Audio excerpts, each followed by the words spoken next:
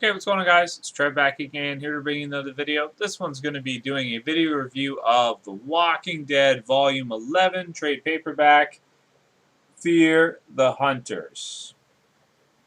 So as you can see here on the cover, we have Andrea, and in the background we have a shadowy figure whom we do not know who it is, and she's kind of got a surprised look on her face as to what's going on. Looks like in a wooded area, of course, and yeah, very exciting issues. So we left off last time in What We Become, and we got to see some major changes in Rick as a character, as well as Abraham and Rick sort of coming closer, becoming more of a cohesive group together.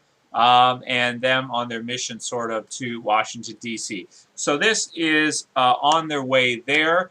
They, in the last trade paperback, ran into three guys on a bridge type highway thing, and they were able to take them down. In this one, they actually run into a group that are hunters. Essentially, this group has run out of food and have become cannibals. So this is one of the darkest story arcs in all of The Walking Dead, because Rick and the group are being stalked by cannibals that want to eat them.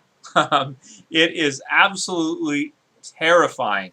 Probably the most horrifying trade paperback in all of The Walking Dead, and just overall the scariest story arc in all of The Walking Dead, because pretty much almost at the start of this, within a few issues of the start of this story arc, Dale goes missing.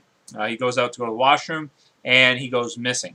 And next thing you know it, they find some kind of tracks, and then of course they draw the conclusion that obviously it was a human being that actually took Dale, because if it was a walker or something that happened, he'd actually still be there. So they sort of investigate the situation and move forward and take. They go to a church where they sort of take shelter, take cover.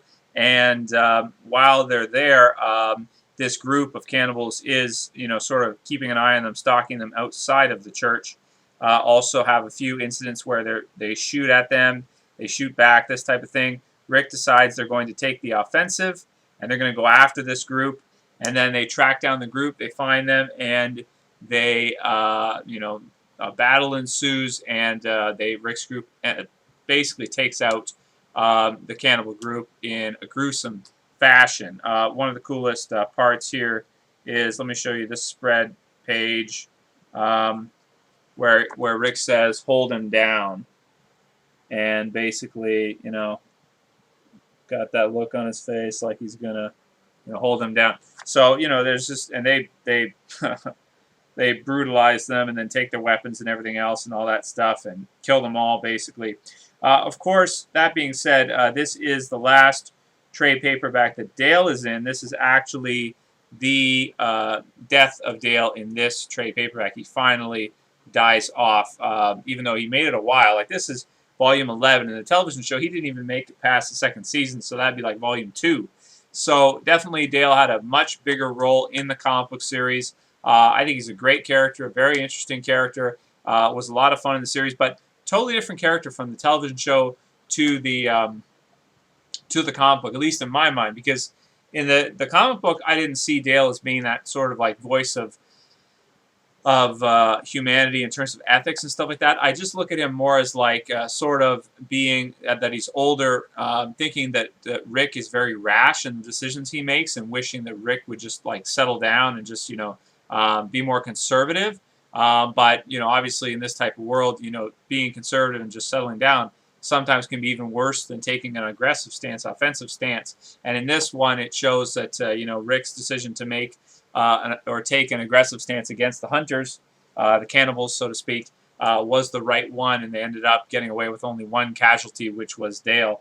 And plus, they got all these guns now, of course. You can see all the guns that the hunters had, and all of that.